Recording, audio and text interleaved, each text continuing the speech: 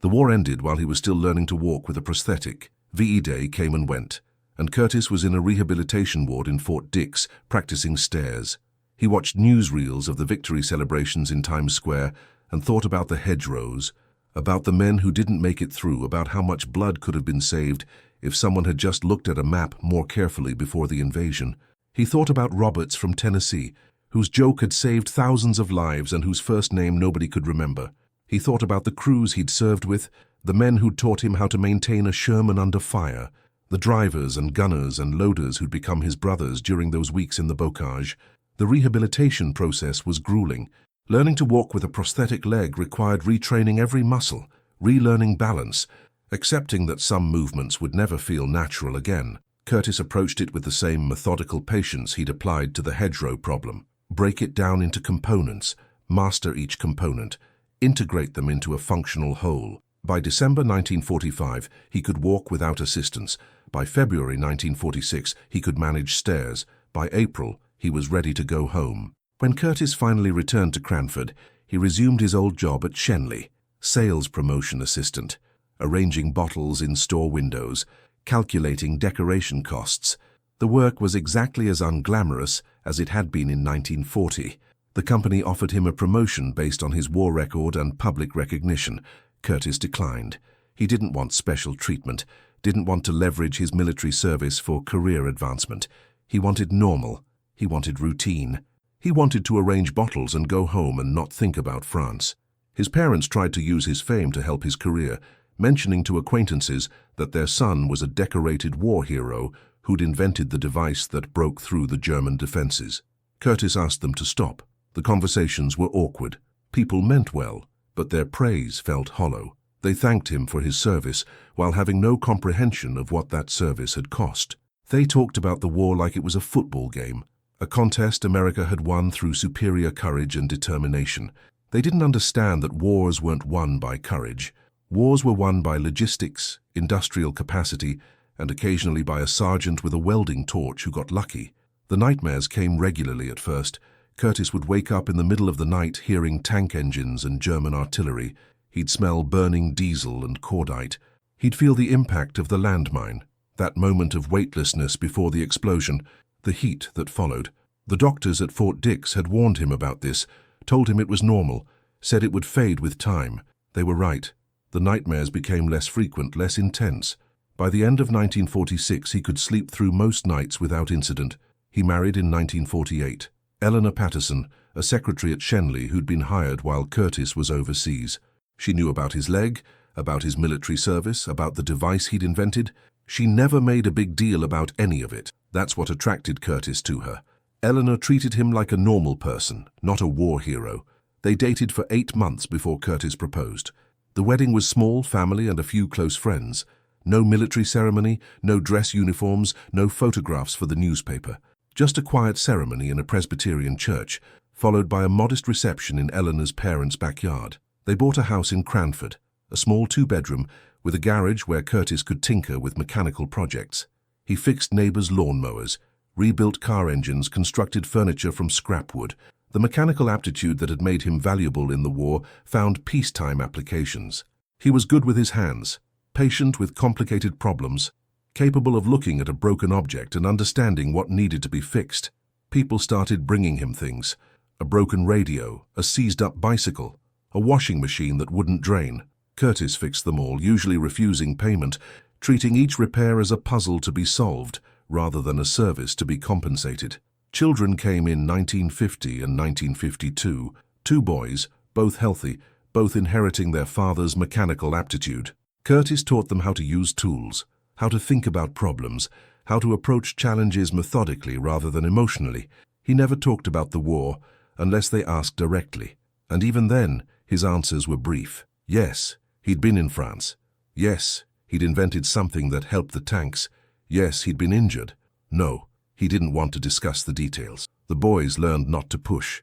Their father had done something important during the war, something people occasionally thanked him for at the hardware store or the gas station, but it wasn't something he wanted to relive. Cranford named a street after him in 1954, Curtis Avenue, a 2-block residential street near the center of town. The town council held a dedication ceremony. with a ribbon cutting and speeches. Curtis attended because it would have been rude not to, but he left as soon as the formal proceedings ended. The street sign felt like a monument to something he didn't recognize. He'd solved a problem that didn't require permanent commemoration. The town also erected a plaque on the municipal building lawn, bronze with an inscription about local heroes and innovation under fire. Curtis never visited it. Eleanor checked once, reported that it existed, and they never discussed it again. The 1950s passed quietly. Curtis worked at Shenley, raised his sons, fixed things for neighbors, lived an unremarkable suburban life. The Korean War came and went without touching him. Friends from his National Guard unit were called back to service. Curtis, with his prosthetic leg, was exempt. He felt guilty about that. Guilty that other men were fighting while he stayed home, but also relieved. He'd done his war. Someone else could do this one. Television brought the war back into his living room in the late 1950s. World War II documentaries became popular programming. Curtis watched a few episodes, recognized footage from Normandy, saw Sherman tanks crashing through hedgerows. Some of the tanks had Rhino devices. The narrator explained how an ingenious sergeant had solved the hedgerow problem with a simple innovation. Curtis watched in silence, then changed the channel. Eleanor asked if he wanted to talk about it. Curtis said no. What was there to talk about? The past was past. Talking about it wouldn't change anything. The History Channel made a documentary in 1960, 16 years after the Normandy campaign. They tracked Curtis down, sent a producer and camera crew to Cranford, asked if he'd be willing to appear on camera. Curtis declined. The producer persisted, explaining that this was important history, that future generations needed to hear from the men who'd been there. Curtis said future generations could read the official reports. The producer tried several more times, progressively more desperate. The network wanted Curtis on camera. It would be good television. Curtis finally told the producer to leave his property and not come back. The documentary aired without him. Another veteran, someone who'd seen the Rhino tanks in action but hadn't invented them, provided commentary instead. Eisenhower's memoir, published in 1963, contained a paragraph about Curtis and the Rhino device. Eisenhower called it a stroke of genius by a little sergeant who saw what the generals missed. Curtis read the paragraph once and felt nothing. Eisenhower meant it as praise, but Curtis heard condescension. Little sergeant. As if rank determined vision. As if the problem had been too complex for enlisted men to understand. The reality was simpler and more damning. The generals had missed it because they'd never looked. They'd planned the invasion from comfortable headquarters in England, studying maps that didn't show the true nature of the bocage, dismissing intelligence reports that described hedgerows as potential obstacles. They'd sent men into terrain they didn't understand and watched them die for 6 weeks before accepting a solution from someone who'd actually seen the problem up close. On November 20th, 1963, Curtis died of a heart attack. He was 48 years old. He'd been raking leaves in his backyard when the pain hit, a crushing pressure in his chest that dropped him to his knees. Eleanor found him minutes later and called an ambulance, but it was already too late. The doctors said it was a massive coronary, probably genetic, nothing that could have been prevented or predicted. One moment he was alive, the next he wasn't. That's how Curtis would have wanted it. Quick, efficient, no prolonged suffering. Eisenhower, by then in retirement, sent a telegram of condolence to Curtis's parents. The message praised Curtis's contribution to the war effort and expressed gratitude for his service. Curtis's mother framed the telegram and hung it in her living room. Curtis would have hated that, but he wasn't around to object. Bradley, still alive and still writing about the war, mentioned Curtis in interviews when discussing the Normandy campaign. He called him the man who broke the bocage and credited him with saving the offensive. Military historians wrote papers analyzing the tactical impact of the Rhino tanks, calculating casualty reductions, estimating how much faster the campaign progressed because of Cullen's innovation. But the best summary of Curtis's contribution came from an anonymous infantryman interviewed after the war, a survivor of the bocage who'd watched the breakthrough happen in real time. The interview was conducted in 1947 by a graduate student researching the Normandy campaign. The veteran's name was never recorded, just his unit and rank, Private 29th Infantry Division. His words, preserved in a university archive, captured something that official histories missed. "We were dying in those fields, one hedgerow at a time, and nobody knew how to stop it," the veteran said. "Command kept sending us forward, kept telling us to advance, and we'd get 10 yards and lose 10 men. Every day the same thing, every field the same battle, and the tanks couldn't help because the tanks were sitting ducks. They'd climb up a hedgerow and just hang there, belly exposed, and the Germans would light them up. We watched it happen over and over. Started to feel like the hedgerows were going to kill us all, like they were smarter than we were, like they'd been waiting 1,000 years for us to show up so they could grind us down into the dirt. The veteran paused in the recording, and when he continued, his voice was quieter. Then one day the tanks just started going through the walls instead of over them, just punched straight through like it was nothing, and we realized we were going to live. We weren't going to die in those fields. We were going to make it out. Somebody had figured it out. Some sergeant we'd never heard of had looked at the same problem that stumped all the generals and came up with an answer that actually worked. That's the guy who won the war. Not Eisenhower, not Bradley. Some sergeant with a welding torch and common sense, that's the guy. The interviewer asked if the veteran had ever met Curtis Cullen. The veteran said no, he'd never even heard the name until after the war. By the time he learned who'd invented the device, Curtis had already gone home to New Jersey. The veteran said he thought about writing a letter to thank him, but never got around to it. Life got busy. Time passed. The opportunity slipped away. The veteran's voice in the recording carried regret about that, a wish that he'd made the effort while Curtis was still alive. The hedgerows are still there in Normandy, though fewer than in 1944. Modern farming equipment requires larger fields, so many have been removed over the decades. French law protects some of the remaining hedgerows as historical monuments, particularly in areas where fighting was heaviest. Tourist bureaus market them as living history, pieces of medieval agriculture that played an unexpected role in 20th century warfare. Tour groups visit the bocage now, walking the same fields where American boys bled out waiting for tanks that couldn't come. The guides explain the tactical problems, show photographs of Rhino tanks bursting through hedgerows, tell the story of Curtis Cullen and his simple solution to an impossible problem. They point out preserved sections of hedgerow, explain how they were constructed, describe the defensive advantages they provided to German forces. Some guides are good, conveying the claustrophobic terror of bocage fighting. Others treat it like a curiosity, a quirk of geography that made the campaign more interesting. The veterans who survived the bocage, the ones who actually fought there, mostly don't visit.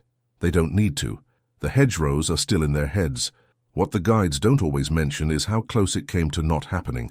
If Roberts hadn't made his joke, if Curtis hadn't been listening, if the idea had been dismissed as too simple or too crude or too improvised, the hedgerows might have held. The American advance might have stalled completely, giving Germany time to shift divisions from Calais and the Eastern Front. Rommel, recovering from his injuries, might have returned to command. The 15th Army, held in reserve near Calais, waiting for the real invasion, might have been released to Normandy. The panzer divisions, refitting after their losses in Russia, might have arrived in time to counterattack. D-Day might have been the high watermark of Allied success, rather than the beginning of Germany's end. The entire trajectory of the war turned on 4 steel prongs welded to a tank by a man whose job before the war was arranging liquor bottles. That's not hyperbole. Military historians have run the scenarios, calculated the force ratios, analyzed the strategic situation. Without the breakthrough at Saint-Lô, without the rapid exploitation across France, the war in Europe extends into 1946 at minimum. German production of V-2 rockets continues, potentially with chemical or biological warheads. The Holocaust continues longer, killing hundreds of thousands more. The Soviet advance from the east accelerates, while the Western allies are stalled, potentially leading to Soviet occupation of all of Germany and France. The post-war world looks dramatically different. History textbooks credit Operation Overlord's success to meticulous planning, overwhelming force, and Allied air superiority. All true, but they rarely mention that the invasion almost failed in the hedgerows of Normandy, brought to a standstill by terrain that military planners either didn't understand or didn't think was important. They rarely mention that the solution came not from a think tank or a weapons laboratory or a general staff meeting, but from a field maintenance area where exhausted men were trying anything that might work, including ideas that sounded stupid. The lesson, if there is one, has nothing to do with tactics or strategy. It's simpler and more profound. Sometimes the biggest problems have simple solutions, and sometimes those solutions come from the least expected sources. Sometimes the stupid tactic is stupid only because nobody thought it through. Sometimes the ordinary person in an extraordinary situation is the one who changes everything. Sometimes history pivots on decisions made by people whose names will be forgotten, whose contributions will be footnoted, whose ideas will be credited to someone else or attributed to collective effort or simply lost in the larger narrative of great events. Curtis Cullen never saw himself as extraordinary. He saw a problem, thought about it, came up with an answer and built it. That's not heroism in the traditional sense. There's no dramatic sacrifice, no charge under fire, no last stand against overwhelming odds. Just a man with a welding torch and a willingness to take a joke seriously. But in the summer of 1944, on the fields of Normandy, that was enough. It was more than enough. It was everything. The Rhino tanks rolled through Operation Cobra and kept rolling through France, Belgium, and into Germany itself. The hedgerows that were supposed to be Hitler's unbreakable wall became a footnote in the story of Allied victory. And somewhere in that victory, buried in the tactical reports and casualty statistics and after-action reviews, is the truth that military academies don't like to teach. Wars aren't won just by generals and strategy and overwhelming force. Sometimes they're won by sergeants with strange ideas and the willingness to try things that everyone else dismissed as too stupid to work. The Germans built the Atlantic Wall, mined the beaches, fortified every town, and prepared for years to defend France against invasion. They studied Allied doctrine, anticipated Allied tactics, positioned their forces to maximize defensive advantage. What they didn't prepare for was a New Jersey window dresser with 4 steel prongs and an understanding of basic physics. That's what defeated them in Normandy. Not American industrial might or Soviet pressure on the Eastern Front or British intelligence operations. 4 steel prongs and a sergeant who refused to accept that the problem was unsolvable just because nobody had solved it yet. The last Rhino tanks were scrapped in the late 1940s as the Army standardized its equipment for peacetime operations. The devices had served their purpose, solving a specific problem in a specific place at a specific time. Once the bocage was behind them, once the war moved into open terrain and German cities and finally into the rubble of Berlin, the Rhino tanks were just regular Shermans with extra steel welded to their hulls. The prongs that had been so vital in Normandy became dead weight in Germany. So they were cut off, melted down, repurposed into something else. A few survive in museums, their tusks still attached, silent witnesses to one of the war's strangest innovations. When visitors ask what they're looking at, museum guides explain, this is the device that broke the hedgerows. And if the visitors are paying attention, if they understand what those hedgerows meant and what breaking them cost, and how close the whole thing came to disaster, they'll stand there for a moment looking at 4 steel prongs welded to a tank hull and realize they're looking at the difference between victory and defeat, between thousands of lives saved and thousands more lost, between the Normandy campaign succeeding and the entire invasion collapsing into the sea, all because one man heard a stupid idea and decided it wasn't stupid at all because Curtis Cullen believed that the simplest answer might be the right one. All because sometimes when the greatest military minds in the world can't solve a problem, the solution comes from an ordinary farmer's fence and a soldier willing to think like a farmer instead of a general. The hedgerows still stand in Normandy, but they're not a nightmare anymore. They're just walls of earth and root and ancient memory, boundaries between fields where French farmers still grow wheat and raise cattle just like their ancestors did 1,000 years ago. The nightmare died in July 1944, killed by 30 tons of steel and 4 metal tusks, and a New Jersey sergeant who proved that being ordinary doesn't mean you can't do extraordinary things. It just means you have to recognize the opportunity when it comes, even if it arrives in the form of a joke that everyone else thought was too stupid to take seriously. It means looking at problems from angles that others haven't considered, being willing to test ideas that sound absurd, accepting that sometimes the solution is obvious once someone finally thinks of it. Curtis Cullen didn't have formal engineering training. He didn't have advanced degrees or technical certifications. He just had mechanical aptitude, practical experience, and the willingness to believe that simple solutions could work. That combination saved thousands of lives and changed the course of history. Not because Curtis was special, but because the situation allowed an ordinary person to make an extraordinary contribution. That's the real lesson of the Rhino tanks. Genius isn't always about brilliance or education or years of specialized training. Sometimes it's about paying attention, thinking practically, and having the courage to try something that everyone else has already dismissed. Sometimes it's about being in the right place at the right time with the right skills and the willingness to act on an idea that started as a joke. Metal screeched as it tore through earth that had stood for 1,000 years. Inside the tank, 29-year-old Curtis Cullen gripped the controls, watching ancient hedgerows explode into fragments of dirt and root. Behind him, a general stood frozen in disbelief. 5 weeks of American blood had been spilled, trying to cross fields no bigger than a city block. 5 weeks of tanks belly up like dying beetles, their crews incinerated by German fire. 5 weeks of the most powerful army on earth, brought to its knees by walls of dirt and brush that Norman farmers had built to keep their cows from wandering. And now this window trimmer from New Jersey, this part-time National Guard cavalryman who'd spent his pre-war years arranging bottles in liquor store displays, had solved in a weekend what a million-man army couldn't crack in over a month. The device welded to the front of his Sherman looked absurdly simple. 4 steel prongs jutting forward like tusks, cut from the same German beach obstacles that were supposed to stop the Allied invasion. When Cullen's tank hit the hedgerow, those tusks bit into the base, held the tank level, and ripped through centuries of compacted earth like it was wet paper. No belly exposure, no vulnerable underside, just raw momentum and scrap metal defeating one of the most impenetrable defensive positions in military history. General Omar Bradley watched the demonstration in silence. Then he watched it again. By nightfall, he'd ordered every ordnance unit in the First Army to work around the clock.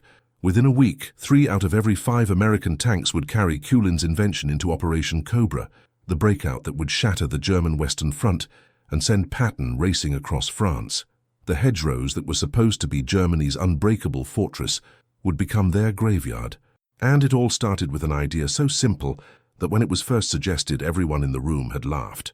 Everyone except Curtis Cullen. This was the moment when improvisation defeated engineering, when desperation birthed genius, when a sergeant with no formal training in metallurgy or tank design changed the course of the war with nothing more than scrap steel and common sense. The morning light struggled to penetrate the dense canopy of the Normandy bocage as Private First Class Robert Jenkins wiped blood from his eyes. Not his blood, Corporal Dawson's. The machine gun burst had caught Dawson in the throat as he tried to cross from one hedgerow to the next. That was 4 hours ago. Now Dawson's body lay in the middle of the field, already bloating in the June heat, and Jenkins was one of 17 men left from a company that had landed with 190. The hedgerows rose on all sides like prison walls, 12 feet high, sometimes 15, built from centuries of Norman farmers pulling rocks from their fields and piling them into property lines. Dirt, stones, and root systems compressed so tightly that even explosives barely scratched them. On top grew a tangled mass of hawthorn, brambles, and ancient trees whose branches intertwined into an impenetrable ceiling. Between each hedgerow-enclosed field ran sunken lanes, carved so deep by generations of farm carts that they formed natural trenches. The Germans had turned them into killing corridors. Before we dive deeper into this nightmare, we want to hear from you. Comment below and tell us what city you're watching from today. We love knowing where our viewers are joining us from as we uncover these incredible stories of courage, innovation, and survival from the Second World War. Jenkins couldn't see more than 30 yards in any direction. Sound was worse than sight. Gunfire echoed and bounced off the earthen walls until you couldn't tell if the Germans were 50 feet away or 500. You heard the crack of a rifle and spun toward it, only to catch a burst from the opposite direction. Men died not knowing where the bullets came from. They died staring at walls of vegetation, never seeing the enemy who killed them. The worst part was the tanks. Jenkins had watched that morning as a Sherman attempted to crash through a hedgerow at the field's eastern edge. The 50-ton beast had climbed the earthen wall like it was breaching a hill, its treads clawing for purchase on the compacted dirt. For a moment, it had balanced on the crest, its entire belly exposed to the sky. Then came the hollow thump of a Panzerfaust, the German shoulder-fired anti-tank weapon. The Sherman's thin underside armor, never meant to be seen by the enemy, had torn open like paper.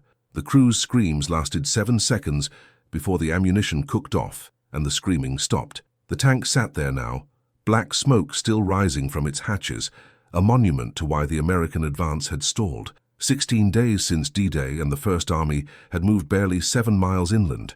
Back in England, planners had drawn arrows on maps showing a rapid thrust through the Norman countryside. Those planners hadn't seen the bocage. They'd looked at topographical maps that showed open fields and gentle hedges, the kind you might see in an English garden. The reality was medieval fortress architecture, field after field of ready-made bunkers that the Germans had 4 years to perfect. Colonel Morrison had called it the worst terrain he'd seen in 2 wars. Every field was its own battle. Every hedgerow was a fortress. The Germans didn't need to build defensive positions because the farmers had already done it for them 1,000 years ago. They just had to dig foxholes into the earthen walls, position machine guns at the corners, pre-sight their mortars and wait. When Americans entered a field, the Germans opened fire from 3 sides at once. If you retreated, you walked into another ambush in the field behind you. If you tried to go around, there was no around. There were only more hedgerows, stretching in every direction like a maze designed by a sadistic god. Captain Reeves had tried using combat engineers to blast holes in the hedgerows. It had taken a team 30 minutes to plant enough explosives to make a gap wide enough for a tank. The Germans had used that 30 minutes to adjust their firing solutions. When the engineers detonated the charges, the explosion announced exactly where the Americans were planning to attack. The Germans had concentrated their fire on that gap and turned it into a slaughterhouse.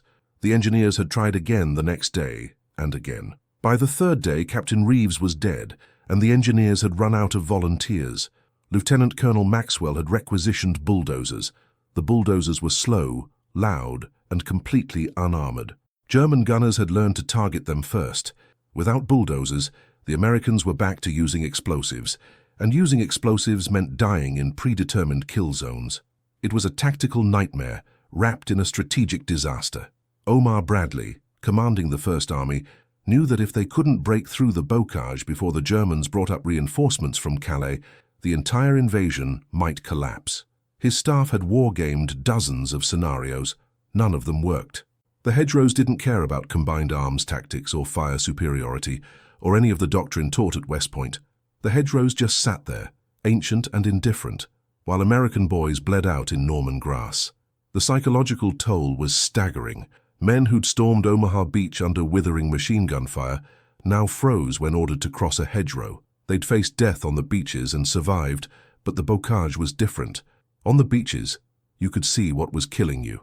Here death came from shadows and angles you couldn't calculate. Every step forward was a gamble against invisible odds. Jenkins watched a Sherman trying to advance up a sunken lane. Every 30 seconds, it had to stop, while infantry checked for anti-tank guns hidden in the hedgerows on either side. Progress was measured in yards per hour. At this rate, they'd reach St. Lo sometime in 1947, if they lived that long. A rifle cracked somewhere to the left. Jenkins didn't bother ducking anymore. You couldn't dodge bullets you couldn't see coming. You just prayed the German aiming at you was having a bad day. He thought about Corporal Dawson's body in the middle of the field, thought about the 17 men who'd survived out of 190, thought about how the hedgerows were going to kill them all, one field at a time, and there wasn't a damn thing anyone could do about it. The Germans had found the perfect defense, and the Americans had walked straight into it with eyes wide open and no plan that worked. Curtis Cullen had never planned on being a hero. He'd never planned on being in a war at all. Born in Cranford, New Jersey in 1915, he'd grown up during the Depression, watching his father work for Schenley Distillers just to keep food on the table. When Curtis graduated from Cleveland High in 1935, jobs were as rare as optimism.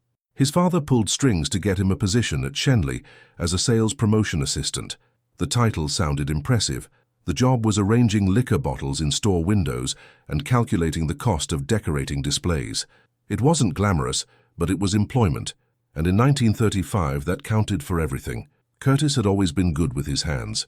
As a kid, he'd taken apart alarm clocks to see how they worked, rebuilt bicycles from salvaged parts, constructed model airplanes from balsa wood and tissue paper. His teachers noticed his mechanical aptitude, but Depression-era New Jersey didn't offer many paths for boys interested in engineering. You took whatever job you could get and considered yourself lucky. So Curtis arranged bottles in geometric patterns, calculated how much ribbon and crepe paper cost per foot, and filed reports on which window displays attracted the most customer attention. It was mind-numbing work for someone who liked solving problems, but it paid $15 a week and $15 bought groceries. In 1938, looking for something more than window dressing, Curtis joined the National Guard. The unit was the Essex Troop, a cavalry squadron with roots going back to the Civil War. They still trained on horseback, holding exhibitions of riding and pageantry that drew crowds in Newark and the surrounding towns. Curtis liked the tradition, the sense of belonging to something older than himself. The Essex troop was considered elite, though its eliteness consisted mainly of knowing which fork to use at the annual dinner, and how to keep a horse from stepping on your foot during parade drills. The cavalry skills were antiquated even then. Everyone knew that horses had no place in modern warfare, but the traditions persisted because tradition was all the Essex troop had left. When war came to Europe, nobody expected it to reach New Jersey. When Pearl Harbor burned, nobody expected the Essex troop to trade their horses for tanks, but the War Department had different ideas about cavalry in modern warfare, and by 1942, the unit had been mechanized into the 102nd Cavalry Reconnaissance Squadron. Curtis found himself learning to drive a Sherman tank instead of grooming a gelding. The irony wasn't lost on him. He'd joined for the horses and ended up in 30 tons of steel. The training was brutal and comprehensive. Sherman tanks were complex machines requiring crews to master gunnery, mechanics, radio communication, and tactical movement. Curtis excelled at the mechanical aspects. He understood how the transmission worked, how to diagnose engine problems by sound, how to make field repairs with minimal tools. His years of tinkering with clocks and bicycles had given him an intuitive grasp of mechanical systems. While other crew members struggled to remember maintenance procedures, Curtis could disassemble and reassemble a tank's final drive in the dark. They shipped out to England in 1943, part of the vast build-up for the invasion everyone knew was coming, but nobody wanted to talk about. The training was brutal and repetitive. Gunnery drills, formation movements, radio procedures. They practiced breaching obstacles, crossing rivers, coordinating with infantry. What they didn't practice was fighting in hedgerows. The training areas in southern England had gentle hedges, decorative things that barely reached shoulder height, pleasant countryside that looked nothing like Normandy. The planners assured them the French terrain would be similar. The planners, it turned out, had never been to Normandy, or if they had, they'd looked at the wrong parts, the coastal areas where the hedges were manageable. Nobody had adequately reconnoitred the Bocage interior, where the hedgerows grew into fortress walls. Curtis landed in France 3 days after D-Day as part of the 2nd Armoured Division's push inland. The first time he saw the Bocage, he thought someone had made a mistake. The hedgerows were massive, ancient things that turned the landscape into a vertical maze. His tank could barely fit down the sunken lanes between fields. When they tried to cross a hedgerow, the Sherman rode up the earthen bank like a ship cresting a wave, exposing its belly to the sky. Curtis had trained for a lot of situations. Turning his tank into target practice for German anti-tank teams wasn't one of them. The casualties started immediately. Tanks climbed hedgerows and exploded. Infantry tried to advance across open fields and got cut down by machine guns they couldn't see. The 102nd Reconnaissance Squadron, designed for speed and mobility, found itself grinding forward at the pace of a wounded slug. After 2 weeks, they'd advanced less than 5 miles. Curtis watched friends die in the same fields where Norman farmers had raised cattle for 1,000 years. He watched tanks burn and crews roast, and the hedgerows stand unmoved, like they'd seen it all before, and would see it all again. His own tank took a hit on the 10th day. Not from enemy fire, but from the terrain itself. Attempting to cross a hedgerow, the Sherman had gotten stuck halfway up the embankment, treads spinning uselessly against packed earth and roots. They'd had to abandon the tank and call for a recovery vehicle, spending 3 hours in a ditch while German mortars walked across the field looking for them. When they finally got the tank free, Curtis spent the night in a maintenance area trying to repair damaged suspension components. That's when he started really thinking about the problem. Not as a tactical challenge, but as a mechanical one. The hedgerows weren't intelligent enemies, they were obstacles, and obstacles could be overcome with the right tool. By mid-July, the frustration in the ranks had curdled into something darker. Men started talking about the Bocage like it was alive, like it was intelligent. A few officers had nervous breakdowns. Several enlisted men shot themselves in the foot to get evacuated. Morale wasn't low. Morale had left the building entirely and was last seen heading for the coast. Curtis didn't have time for despair.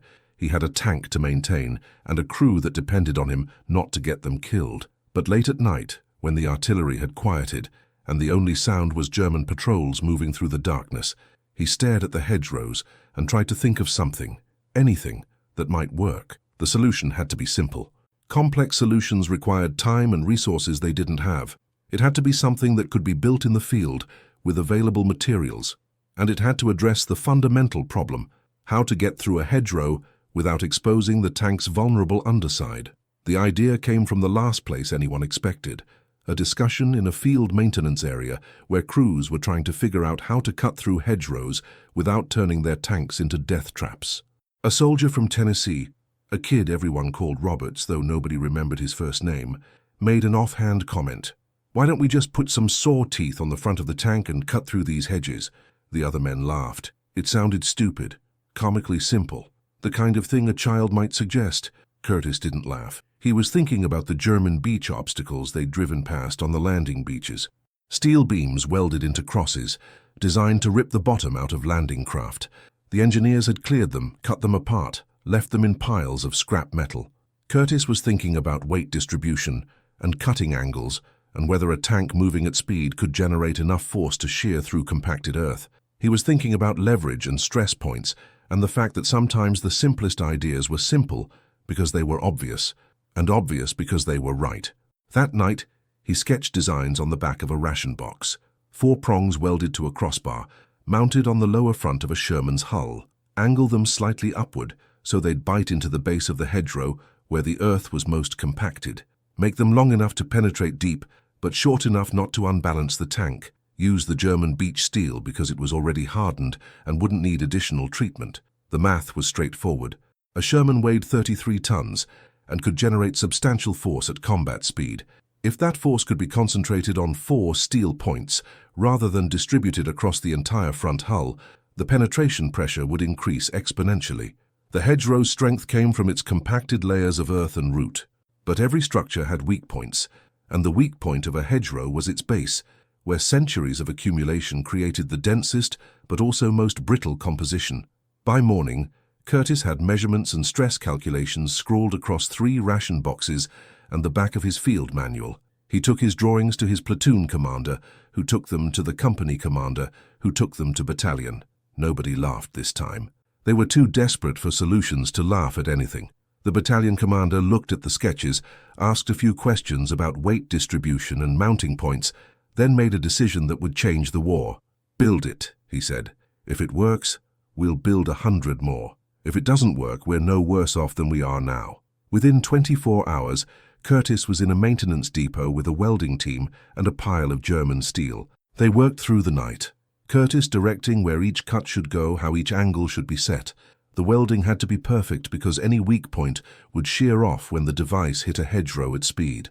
The mounting brackets had to distribute the stress across the tank's hull without creating structural weaknesses. The angle of the prongs had to allow penetration without redirecting force upward, which would lift the tank and recreate the original problem. By dawn, they had a prototype, 4 steel tusks jutting from the front of a Sherman like prehistoric fangs. It looked crude, improvised, slightly ridiculous. Curtis climbed into the driver's seat, fired up the engine, and pointed the tank at a hedgerow that had been standing since William the Conqueror crossed the Channel. He didn't pray. He didn't hesitate. He just dropped the tank into gear and hit the accelerator. The Sherman surged forward, 30 tons of American steel moving at 10 miles per hour. The tusks hit the hedgerow's base and bit deep. The tank shuddered, the engine roared, and the hedgerow that had stood for 1,000 years exploded into fragments of dirt and root and splintered wood. The tank burst through the other side without slowing down, without exposing its belly, without giving German gunners a target. Curtis brought the tank to a stop in the next field, shut down the engine, and climbed out. The welding team was staring at the gap in the hedgerow like they'd just witnessed a miracle. Curtis just smiled and said, "Let's make some more." The news of Curtis Collins' hedgerow cutting device spread through the First Army like electricity through copper wire. Within hours of the first successful demonstration, officers from every division were requesting transfers to see it in action. Within a day, engineering teams were studying the design, suggesting modifications, arguing about optimal tusk angles. Within 3 days, Lieutenant General Omar Bradley himself stood in a muddy field outside St. Lo, watching a Sherman equipped with Cullen's invention tear through hedgerows like they were made of paper. Bradley was not a man given to emotional displays. He'd commanded troops through North Africa and Sicily, had seen every kind of weapon innovation the war had produced.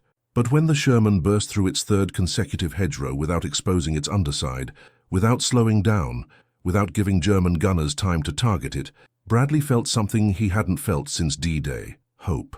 Not the desperate, prayer-based hope of men trapped in a meat grinder, but real, tactical, achievable hope based on physics and steel. He turned to his staff officers. The men around him represented the finest military minds America could produce. West Point graduates, tactical theorists, officers who'd spent years studying warfare and had led men through campaigns across 2 continents. And here they stood, watching a solution to their greatest tactical problem, invented by a sergeant who'd spent his pre-war career arranging whiskey bottles in store windows. The cognitive dissonance was profound. How had the entire command structure failed to solve a problem that a National Guard cavalryman had cracked in a weekend? "Get every ordnance unit in the First Army on this," Bradley said. "I want these devices manufactured and installed on as many tanks as possible before Operation Cobra." Operation Cobra was the planned breakout offensive, scheduled to launch on July 25th, regardless of whether the hedgerow problem was solved. It was a calculated gamble that accepted massive tank and infantry casualties as the price of maintaining offensive momentum. But now with Kulin's device, maybe those casualties could be reduced from catastrophic to merely terrible. Maybe they could break through the German lines before the Wehrmacht brought up reinforcements. Maybe D-Day wouldn't end up being the high watermark of Allied ambition, remembered as a heroic failure like Gallipoli. The order went out at 1800 hours on July 14th. Every maintenance depot, every ordnance company, every unit with welding equipment was to begin immediate 24-hour production of what was now being officially designated the T1 Rhinoceros device. The nickname had come from watching the tusked tanks charge through hedgerows. They looked like prehistoric animals, massive and unstoppable, lowering their horns to gore through any obstacle. Someone suggested calling it the Cullen device, but Curtis vetoed that immediately. He didn't want his name on it, didn't want the attention. Rhino was better. Rhinos were tough, aggressive, and notably thick-skinned, perfect symbolism for a device designed to smash through obstacles that had stopped an army. The raw material was readily available.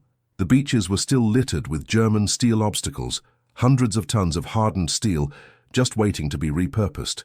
It was poetic justice, really. The Germans had designed those obstacles to stop the invasion. Now they'd be converted into the very weapons that would break the defensive line, protecting occupied France. Engineers with cutting torches moved along the coastline like industrial locusts, sectioning the beach defenses into manageable pieces. Trucks hauled the steel inland to maintenance depots, where welders worked in shifts around the clock. The operation was conducted under camouflage netting because German reconnaissance planes still flew overhead. Revealing what the Americans were doing would give the Germans time to adapt their tactics.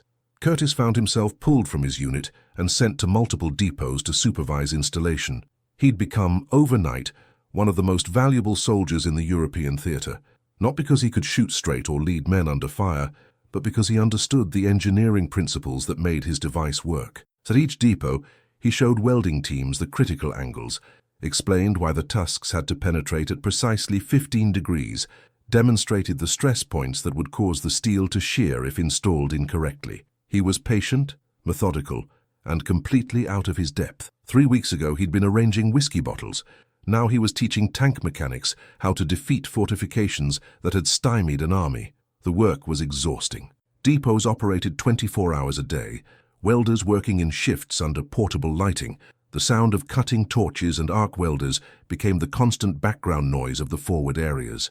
Each device required approximately 4 hours to manufacture and install, assuming the welders knew what they were doing and the German steel wasn't too corroded or damaged. Some pieces had been in salt water for weeks and required additional cleaning before they could be worked. Some were the wrong thickness or had structural damage that made them unsuitable. The welders learned to evaluate steel by eye, determining which pieces would hold under stress and which would fail. The production numbers grew exponentially. By July 18th, over 200 tanks had been modified. By July 22nd, over 500. The goal was to have 3 out of every 5 tanks in the First Army equipped before the offensive launched. It was an impossible deadline made possible only by the fact that everyone involved understood what failure meant. Failure meant thousands more dead Americans. Failure meant the invasion stalling until German reinforcements arrived. Failure meant that the hedgerows would win, and Hitler would have time to consolidate his defenses, and the war would drag on for months or years longer than necessary. Not every design worked perfectly. The 79th Infantry Division had developed their own cutting device that was operational by July 5th, but it was too heavy and unbalanced the tank. The 19th Corps had a version using explosive charges that created holes for the placement of demolitions, but it still required engineers on foot and took too long. The V Corps had brush cutters and green dozers that could clear vegetation but couldn't penetrate the compacted earth base. Other units tried mounting bulldozer blades, circular saws, even chain-driven cutting systems. All failed for the same reason: they didn't address the fundamental physics problem. Curtis's design worked because it addressed the fundamental physics problem: how to transfer the tank's kinetic energy directly into the hedgerow's weakest structural point without redirecting that energy into lifting the tank's hull. Simple physics, simple geometry. A simple solution that nobody had thought of until a Tennessee kid named Roberts made a joke, and a window dresser from New Jersey decided to take it seriously. The Army's official evaluation report, filed weeks later, concluded that the Rhino device succeeded because it utilized existing force vectors in conjunction with optimal penetration angles to achieve structural failure of target obstacles. In plain English, it worked because the math was right. By July 24th, the night before Operation Cobra launched, over 1,500 American tanks had been converted to Rhinos. The modifications had been made in secret, under cover, at night. German intelligence knew something was coming, but didn't know what. Their aerial reconnaissance had been limited by Allied air superiority, and their ground observers couldn't get close enough to forward maintenance areas to see what the Americans were building. Some captured prisoners mentioned seeing tanks with strange attachments, but German intelligence dismissed the reports as stress-induced hallucinations or deliberate disinformation. The idea that the Americans had solved the hedgerow problem was so unlikely that German commanders refused to consider it seriously. When the offensive kicked off at dawn on July 25th, with the largest tactical air bombardment in history, German defenders in the Bocage were prepared for the usual grinding advance. They positioned their Panzerfaust teams at the likely crossing points, pre-sighted their machine guns on the gaps in the hedgerows, waited for American tanks to climb up and expose their bellies like they'd been doing for 6 weeks. What they got instead were tusked monsters that smashed through hedgerows at speed, creating gaps faster than German gunners could adjust their aim, penetrating defensive positions before defenders could reposition, turning the Bocage from an impenetrable fortress into a highway of collapsed earth and splinters. But that incredible transformation in German misfortune was just beginning, and what happened next would seal the fate of the entire Western Front. The breakthrough was immediate and catastrophic for the Germans. American armor that had been moving at yards per hour suddenly advanced at miles per hour. The hedgerows that were supposed to channelize and delay the attack instead became a liability for German defenders who couldn't retreat fast enough through the same terrain that had protected them. Tanks that should have been easy targets became unstoppable juggernauts, smashing through defensive positions that had taken weeks to fortify. German machine gun nests found themselves flanked by Shermans that appeared from impossible angles, having crashed through hedgerows that were supposed to be impassable. Anti-tank guns positioned to cover specific gaps found their fields of fire obsolete, as American armor created new gaps wherever they wanted them. The psychological impact was devastating. German soldiers who'd spent 6 weeks successfully defending the Bocage suddenly found their impregnable positions compromised. The terror was existential. Defensive warfare depends on knowing where the enemy will attack and preparing accordingly. The Rhino tanks destroyed that certainty. Americans could attack from any direction, through any hedgerow, at any time. German defenders couldn't prepare, couldn't anticipate, couldn't create the interlocking fields of fire that made Bocage fighting so lethal.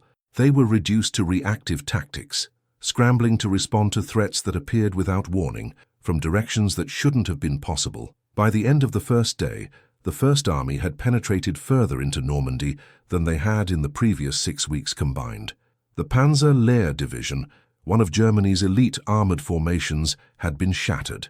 The 352nd Infantry Division, which had nearly thrown the Americans back into the sea at Omaha Beach, was in full retreat. The carefully constructed defensive line that was supposed to hold until winter had collapsed in less than 24 hours. By the end of the first week, George Patton's Third Army was racing through the gap toward Brittany and Paris. The German 7th Army, which had held the Bocage through pure defensive advantage, collapsed.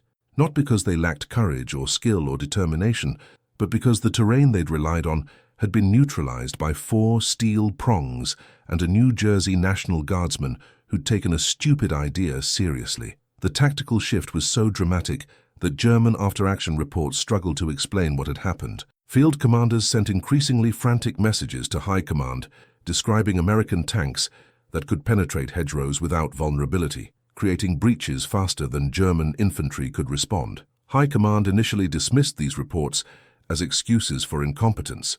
How could American tanks suddenly acquire the ability to bypass obstacles that had stopped them for weeks? The idea was militarily absurd. Tanks were machines with known capabilities. Those capabilities didn't change overnight unless the enemy deployed an entirely new vehicle, and German intelligence had no indication that new tank models had arrived in France. Prisoners interrogated by American intelligence kept asking about the Horn tanks, demanding to know where the Americans had been hiding them, convinced that this was some secret weapon that had been held in reserve for the decisive moment. When interrogators explained that the devices were field modifications built from scrap metal, the prisoners didn't believe them. A few thought it was psychological warfare, American mind games designed to demoralize German troops. The truth that it was a field modification designed by a sergeant and built from scrap metal was too prosaic for them to accept. Great armies didn't get defeated by improvised solutions built in maintenance tents. Except this one had. The exploitation phase of Operation Cobra was even more spectacular than the breakthrough. Patton's Third Army, freshly deployed to the front, poured through the gaps created by Rhino tanks and began the race across France. What should have been a grinding campaign of attrition became a pursuit operation. German units that had planned to conduct a fighting retreat instead found themselves encircled, cut off, annihilated. The Falaise Pocket, where tens of thousands of German troops were surrounded and destroyed, happened because American armor moved faster than German infantry could withdraw. That speed came directly from Rhino tanks, eliminating the terrain advantage that should have slowed the American advance. By September, Allied forces had liberated Paris, crossed the Seine, and were approaching the German border. What military planners had estimated would take months of bloody fighting had been accomplished in weeks. The difference was mobility. Rhino tanks had restored maneuver warfare to the Bocage, transforming a static battle of attrition into a mobile campaign of exploitation. German forces in France, which should have been able to conduct a gradual fighting withdrawal while inflicting maximum casualties, instead suffered catastrophic losses because they couldn't disengage fast enough. Curtis received the Legion of Merit for his invention. The citation praised his ingenuity and initiative in developing a device that materially contributed to the success of offensive operations in the European theater. It didn't mention that he'd been inspired by a joke, or that the steel came from German beach obstacles, or that the entire innovation had happened because nobody in the High Command had bothered to accurately assess Norman terrain before the invasion. Medals never mention the mistakes that made them necessary. They never mention that the problem shouldn't have existed in the first place, that adequate reconnaissance would have identified the Bocage as a critical obstacle requiring specialized equipment, that the casualty figures from June and July represented failures of intelligence and planning at the highest levels. Bradley wrote in his memoir that Kulin's device was absurdly simple and had baffled an army for more than 5 weeks. The phrasing was diplomatic, avoiding the more uncomfortable truth. The device was simple because the problem was simple, and the only reason it had baffled an army was because the army's leadership had failed to think creatively about terrain obstacles. Eisenhower, in a post-presidential speech, called Curtis a little sergeant who had an idea and turned it into salvation. Again, diplomatic phrasing that obscured the fundamental issue. A sergeant shouldn't have needed to solve a problem that generals and colonels and military engineers should have anticipated and addressed during the planning phase. The British produced their own version called prongs and manufactured over 1,600 of them. The British devices were slightly different in design, using 5 prongs instead of 4 and a different mounting system, but the principle was identical. Canadian forces developed their own variations. Free French armored units requested them. The innovation spread across the Allied armies like a virus, except this virus saved lives instead of taking them. By war's end, virtually every Allied tank in the European theater had been equipped with some form of hedgerow cutting device. The Bocage which should have been Germany's unbreakable defensive line, became a footnote in the story of Allied victory. For Curtis, the fame was uncomfortable. He'd solved a problem because the problem needed solving, not because he wanted recognition. He tried multiple times to give credit to Roberts, the Tennessee soldier whose offhand comment had sparked the idea.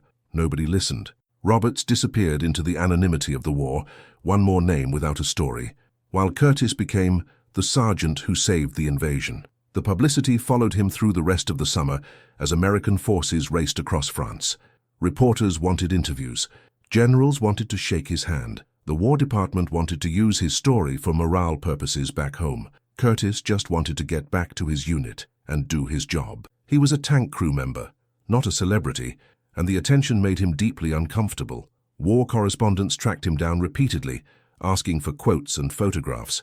Curtis gave terse, reluctant interviews where he emphasized the team effort and downplayed his individual contribution.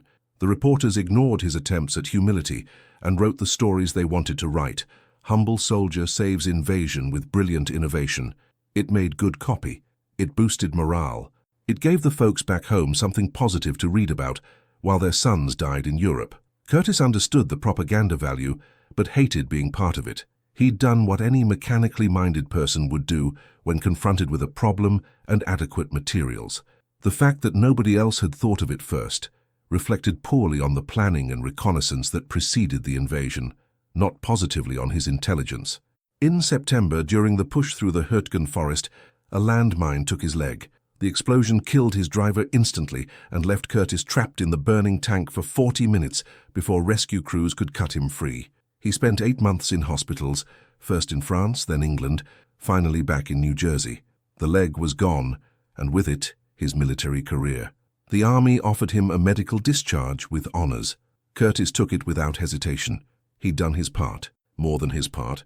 Now he wanted to go home and forget about hedgerows and burning tanks and friends who died in Norman fields. The